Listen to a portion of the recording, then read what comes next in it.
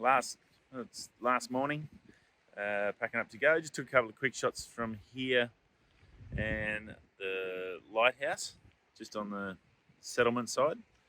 And yeah, going to be heading back towards Perth today for staying in Freo. Yeah, a bit worn out actually.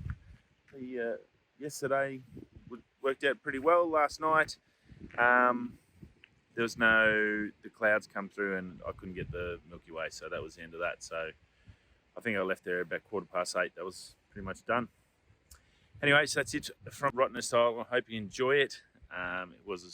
It's a beautiful spot. It's bigger than what you think. You do need a lot of time. Rain's started now, so I'm going to go drop the bike back and yeah, get some breakfast and get ready to go on.